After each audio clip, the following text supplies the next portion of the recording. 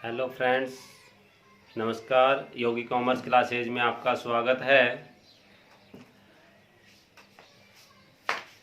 अपनी 12th class चल रही है। आज दिनांक 4 मई 2020। विषय है अपना अकाउंटेंसी, चैप्टर फर्स्ट। आज पार्ट है 10। अपना जो लास्ट टॉपिक था, past adjustment in close partnership account, मतलब कि बंद हुए साझेदारी खातों में समायोजन, कि जब साझेदारी खाते बंद हो जाते हैं तब कैसे अपन समायोजन करते हैं। तो उसके मैंने दो तरीके बताए। एक तो एकल प्रविष्टि सिस्टम, वन एंट्री, और दूसरा प्रॉफिट एंड लॉस एडजस्टमेंट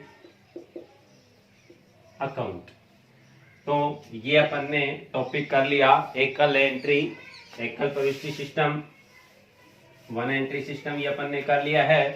आज जो अपना टॉपिक है वो है लाभ हानि समायोजन खाता खोलकर, मतलब प्रॉफिट एंड लॉस अकाउंट के माध्यम से आज अपन समायोजन करेंगे।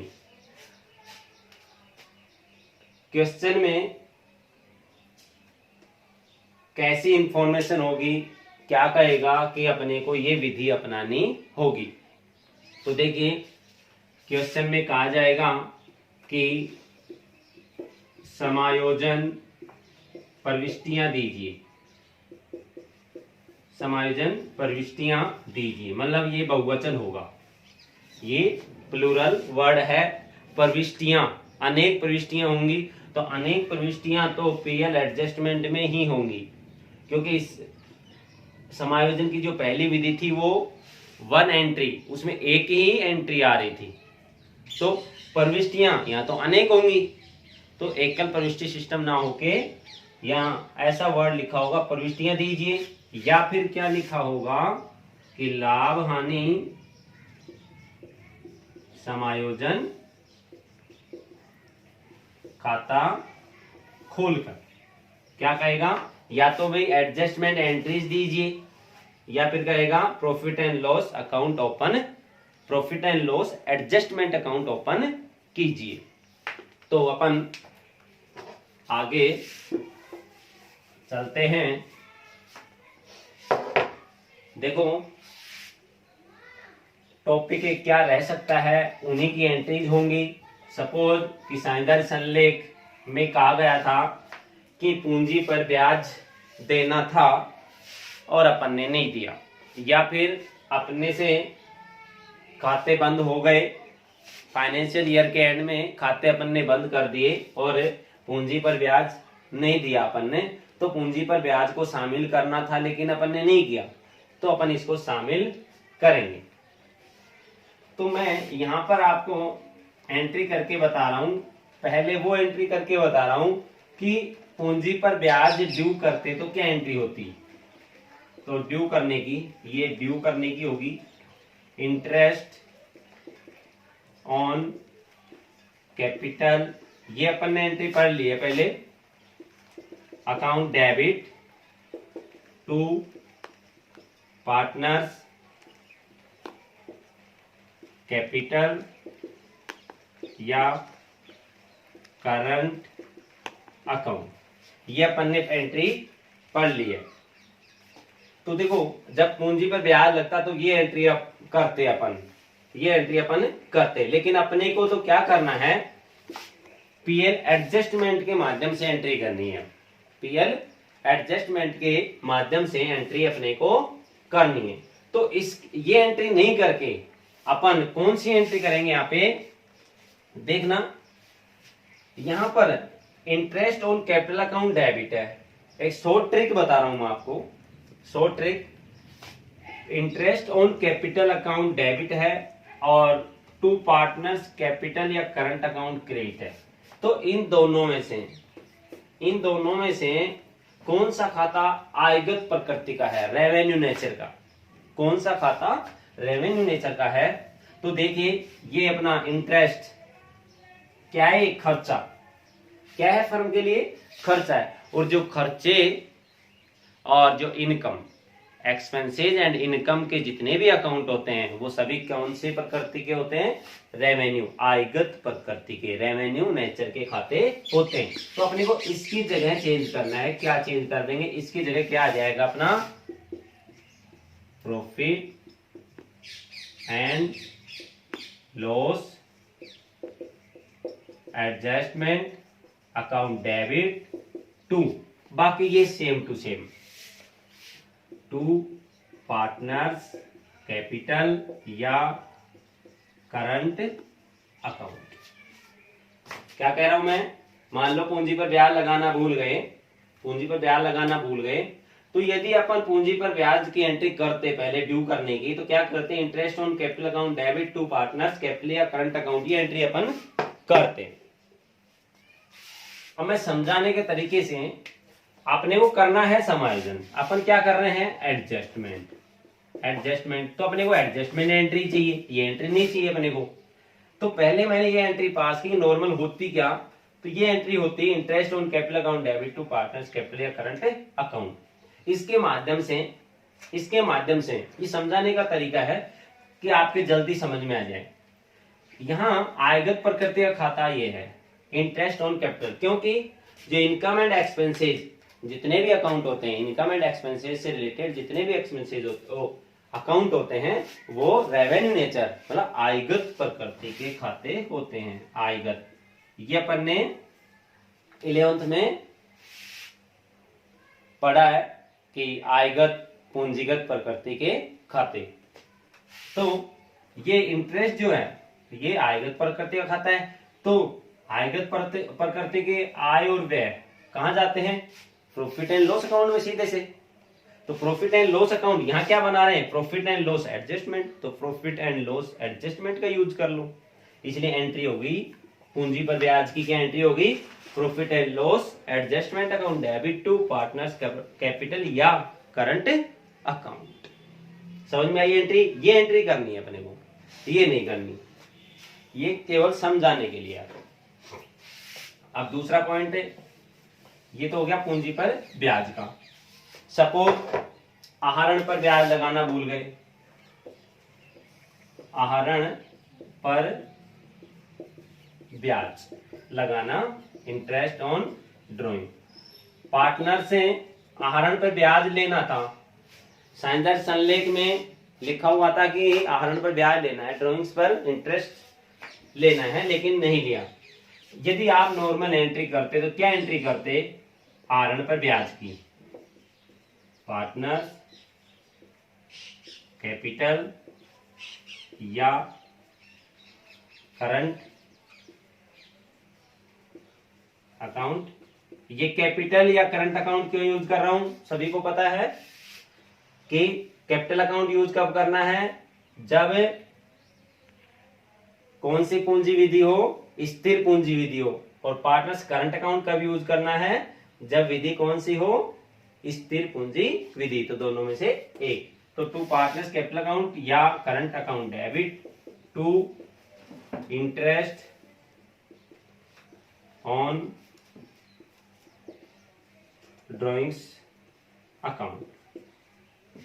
देखिए अब वही बात कि यहां पर देखिए कि यहां पर आयगत प्रकृति का खाता कौन सा है?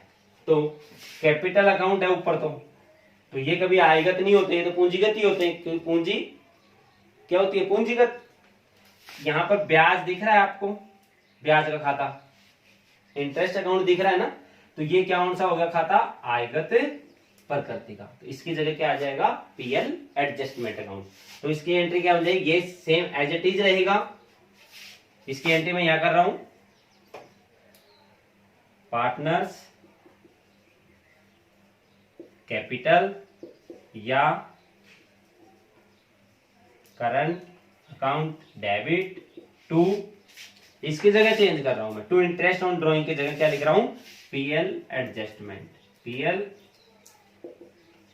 Adjustment account, PL adjustment account. Entry वही करनी है जो पॉइंट लेखा करने से रह गया हो, जो जिस पॉइंट का आपने लेखा नहीं किया उसका करना है, तो ही ये एंट्री करनी है अपने, ये एंट्री करनी। फिर नंबर 3, यदि किसी पार्टनर को वेतन या फिर बोनस या किसी प्रकार का कमीशन देना रह गया हो, किसी पार्टनर को वेतन देना हो, बोनस देना हो या कमीशन देना हो और अपन ने नहीं दिया हो, तो नॉर्मल एंट्री आप इसकी क्या करते, नॉर्मल इसकी एंट्री क्या करते आप, salary, bonus, commission account debit to partners capital या करंट अकाउंट। क्या एंट्री करते हैं आप, जब आप वेतन, बोनस या कमीशन देते, ये अपन ने शुरुआत में एंट्री पढ़ ली है पहले ही, जब अपन ने पूंजी खाते रखने की जो विधियां हैं वो मैंने जब समझाई थी, जब ये एंट्री करना मैंने आपको समझाया। तो क्या एंट्री करते हैं, नॉर्मल सैलरी या बोनस या फिर commission account debit to partners capital या करंट अकाउंट। अब अपने को इनका समायोजन करना है, ये एंट्री नहीं करके इनका क्या करना है, समायोजन करना है। तो वही बात कि यहाँ पर आएगा तो प्रकृति का खाता कौन सा है, तो देखो यहाँ सैलरी, बोनस, कमीशन खर्चे से संबंधित है, एक्सपेंसेस से संबंधित रिलेटेड अकाउंट्स हैं, तो इनकी जगह क्या यूज कर ले, पीएल एडजस्टमेंट अकाउंट। तो तीसरी एंट्री क्या हो जाएगी, profit and loss adjustment account debit to partners capital या करंट अकाउंट। फिर है, तो ये पॉइंट रह सकते हैं लेखा करने से।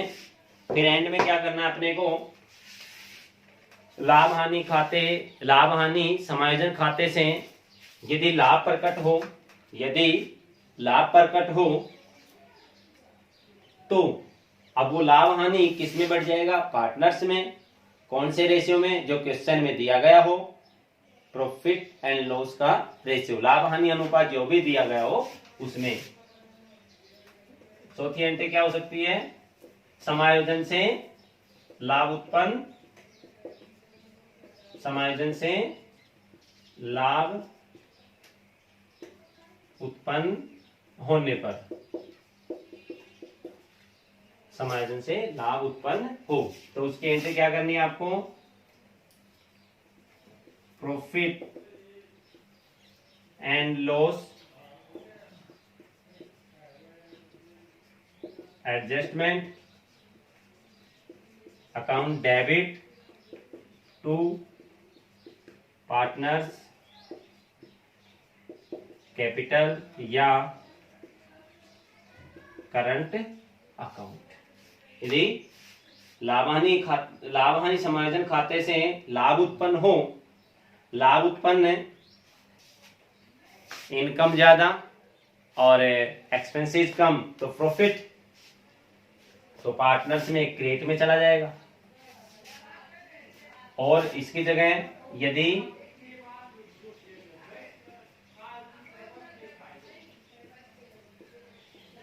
हानि हो, क्या हो, लॉस हो, तो लॉस हो तो जस्ट इसकी विपरीत प्रविष्टि, पार्टनर्स कैपिटल या current account debit to profit and loss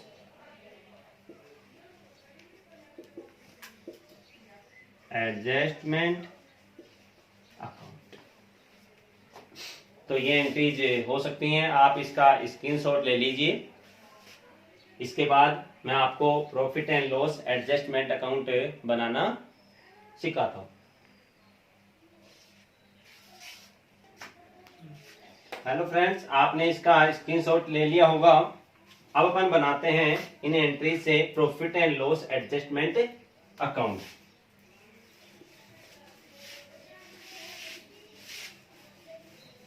आप वीडियो को शेयर करते रहें, जितने भी कॉमर्स स्टूडेंट हैं उन तक पहुंचाएं, लाइक करें, कमेंट के जरिए आप क्वेश्चन पूछ सकते हैं।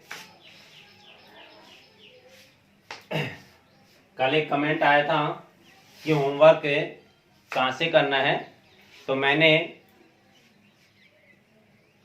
आपको YouTube चैनल पर लिंक दे रखा है बोर्ड का, तो उस बोर्ड की वेबसाइट से आप बुक को डाउनलोड कर लें। अपन बनाते हैं प्रॉफिट एंड लॉस एडजस्टमेंट।